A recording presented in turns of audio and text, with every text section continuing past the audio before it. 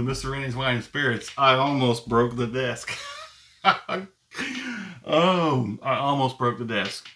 Setting this down, I almost smashed it right through the desk. Boy, howdy. Anyhow, hello, welcome to Mr. Randy's Wine and Spirits. I am Mr. Randy. If you're new to the channel, you have no idea. All my returning viewers, you have the idea. You have that locked, stocked, and barreled. If you know what that means, go ahead and hit me in the comments and tell us what that means. I know what it means, but hey, Mickey, we made it. Look at that. Look at that. We made it. The Oban 14. Here we are. Oh my goodness. Probably shouldn't have been so stout with that, but hey, check it out. There's so much on there, I'm not even going to bother. That's what matters. Little Bay, Oban 14, West Highland.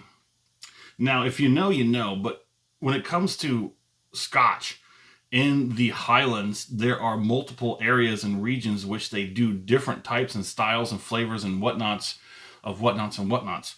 But this one's from West Highland. I'm going to give you a look at the backside. It is a Diageo product. Okay. It's Stafford Street, Oban, Argyll. We don't need to see that. We don't care about that. Oban, 1794, West Highland Malt. Where is the little thing? If you're new to the channel, hello, welcome. Mr. Randy does a 3-part series in his Whiskeys, Wines, and Libations of Sorts reviews. Old Chippy. So, part 1, here we are today with part 1. Cork pop. Oh, somewhat satisfying. Go ahead and move you out of the way for just a moment. Let's get that pour on. I am making... I need to get the Oban in there. There you go. Because I'm trying to make my own opening, as opposed to using a general pre-made. Somebody else did it. I want to make my own stuff. I want to be 100% authentic Mr. Randy's Wine and Spirits. So Mr. Randy does a 3-part series. Off the rip, here we are today. Crack it open, pour it in a glass, have our first experience, share it with you because, gosh darn it, we love Scotch. Scotch, Scotch, Scotch. I love Scotch. What's that movie from? If you know, you know. Okay. Part 2 is called a full review. We get about halfway. We leave it in there. Well, I can't promise you where I'll stop in this area, but I will try my darndest. I'll go online, find as much and or as little as possible, bring it back to you. We'll talk about it. I'll score it, and we continue to drink it because part 3 is going to be a sad, sad day. Final review, final pour, thusly named. We'll have that final pour. We'll compare it to today's first pour and everything in between. I'm so excited. This is easily $100 no matter where you go in my area. No matter where you go, at least $100. Guess what came on sale? Yeah. Guess how much? $75. $25 and some odd cents off the regular price. That's a shelf price, by the way. Dare I tell you right now what it is? I can't. No, I can't because I don't have it.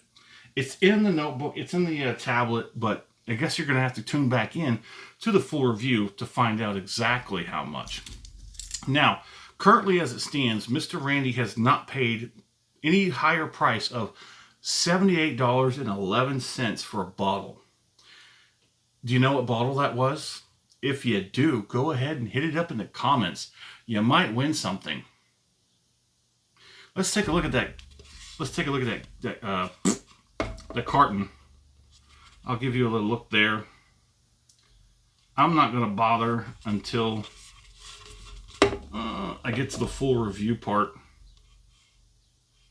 I'm just going to give you the time. If you want to look at that, go ahead. And there's something interesting.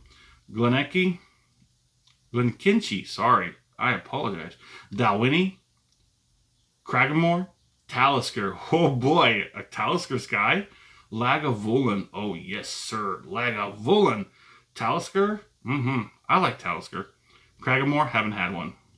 Dalwhinnie, haven't had one. Glenkinchy, have not had one. So there you have the lowland, the highland, the Speyside, the Skye, and the Islay. We all know how we feel about the Islay, the Skye, Speyside. Highland is where things get a little tricky. Lowland, I don't know what to say. I need to dive deeper into lowland. If you have a suggestion of a fantastic lowland you might think I like, go ahead and hit me up in the comment section. Well, we'll save this carton for the full review. Put that off to the side. Put that to the side. Let's get to this beautiful thing. I've been trying to let it sit for a few minutes. It's now pushing on 6 minutes. Do you think that's enough time? I know it hasn't been full 6 minutes, but look at that beautiful, beautiful color. I can somewhat smell it. It's a beautiful day here in Central Texas. The air is cleansed. The land is cleansed. We had that storm roll through pretty much all day yesterday, and it cleaned the air, and it cleaned the surfaces. All the pollen, all the stuff, the allergy stuff has been washed away. Everything is beautiful today. Got the windows open. Sun is shining. It's time for a Scotch. Let's get into it. Holy crap. Okay, so immediately, orange and orchard fruit, orange, citrus, orange peel, like almost candy orange. I haven't made any notes yet, so this is all raw form. This is absolutely what I love about Off the Rip. I don't do anything, but everything that I showed you is what I know. I know it's a damn good Scotch because Mickey says so. Oh, what is that? Coffee? Toffee? There's like, what is it? It's almost like it's like a Glenmorangie, except it's a little bit deeper and a little bit richer. A Glenmorangie is really on a sweeter side. It's a Highland. It's really more on the sweeter side. It's got a lot of like orange and citrusy, candy orange and spices. Holy crap. You have to go deep. I mean, from about a foot away, I can tell it's a Scotch, but you have to go deep.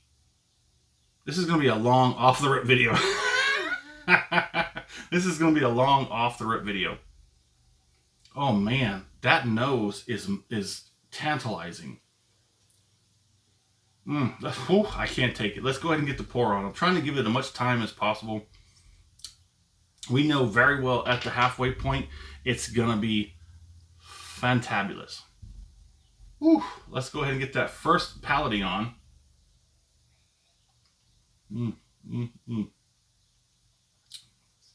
Oh my. Keep it PG. Keep it PG. Oh, that's fantastic. Oh, that's fantastic. It's like a bright, blossoming bloom, like fireworks on the 4th of July. You get that, and then it dissipates. It doesn't overstay its welcome. It does just good enough job and leaves you wanting the next one. So let's go ahead and get that second one on. Here comes the fireworks, baby.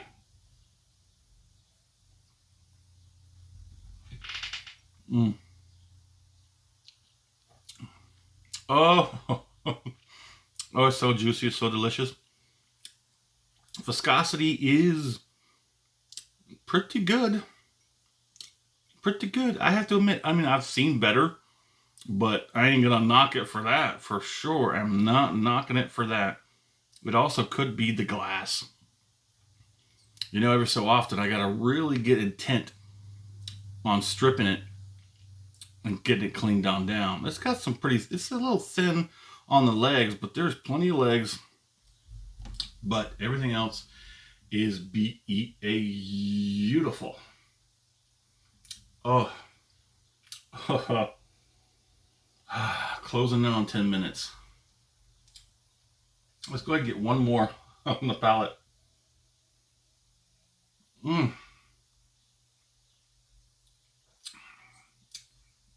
Viscosity is good. Transfer is good. When it's in the mouth, it's somewhat silky smooth. Velvety rolling around on the tongue. When you swallow it, and then you open up and you expose that air. Ooh, Ooh, that's when everything rushes in. Holy crap. I can't wait. I can't wait. I'm sorry. We didn't look at that. Not the Stone of Destiny. The 43% alcohol by volume.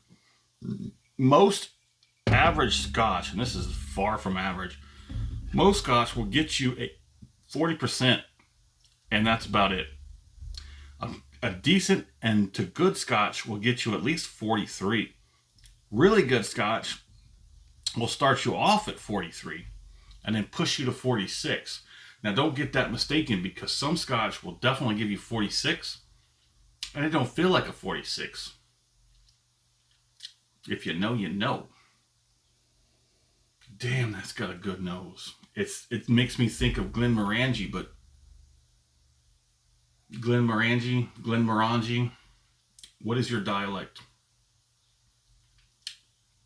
Mine is not from my heritage.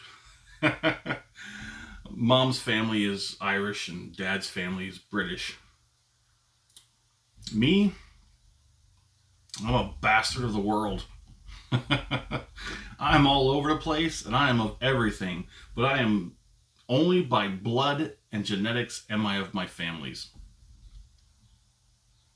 Enough of Mr. Randy's childhood trauma. Let's get that finish. I don't want to. Let's do the finish. Let's do it. Mm, mm, mm.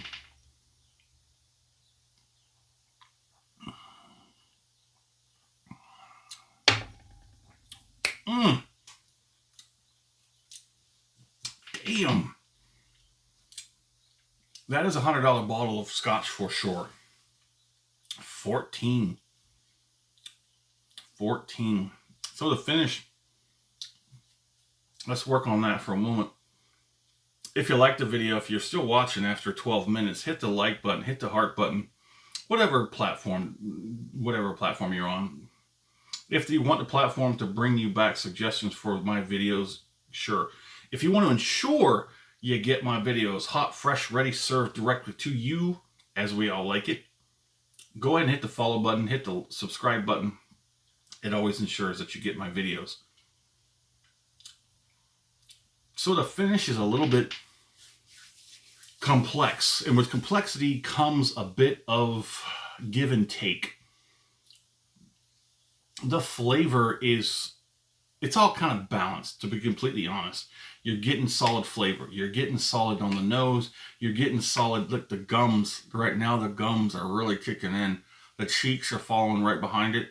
The tongue is tapped out. The tongue's had too much. There's not a whole lot of heat on the background, which means its strength lies in the right places. It's not trying to burn you. It's trying to hit you up, open you up, serve you the best of what it got. After a few seconds, the finish sort of just dissipates. You're left with some effects, but what is the aftertaste like? I don't want to say wet cardboard, but it's like old orange peel sort of deal. Like you've eaten the orange, right? And you have the peel, and for some stupid reason you put the peel in your mouth and just hold it in there. Maybe you're leaching out the last bit of that citrusy, that sour citrus. That's kind of what it is. It's kind of like a very light sour citrus note, kind of a character flavor and an experience that's sitting on there. It's like a very light sour citrus note, very light, not unpleasant, just interesting.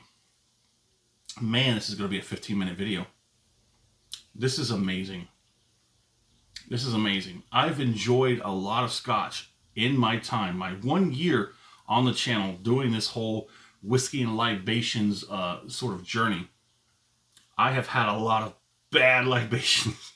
I've had more bad bourbon than I've had bad Scotch. I can't remember what it is exactly I've been told about it, but it's like a decent and okay Scotch always beats a bad bourbon. No matter what, hands down. Abso-freaking-lutely. I am sort of waning away from bourbons and into Scotch. Scotch is always going to be hands down my libation of choice, premier type stuff. I don't want to slip into that area where I am a snob, but if liking something so fantastic is me being a snob, well then, gosh darn it, label me a snob. Snob I am. There it is. Oban 14. Very wonderful Scotch. Abso-freaking-lutely, Mickey. It's a wonderful Scotch. It is, I don't even know. How do I compare this to, what is the other one? Lagavulin 16? Holy crap, I don't know. They're both excellent Supreme Scotch. They're just a little different. Well, there it is. In the comment section, do me a favor. Tell me where you're at. Tell me what you're drinking. What do you think about Oban? Have you had it? Which ones do you like the best out of the Oban series? The 14, fantastic. Can't complain. It's absolutely, in my opinion, worth the $100 price point. If you can't afford it, I apologize. Maybe we could work something out. Find somebody to give you a pour. You have to try it. If you're into Scotch, you're absolutely loving Scotch, you have to try an Oban 14. Well, as always, thanks for stopping by here at Mr. Randy's Wine and Spirits. Have a very excellent one.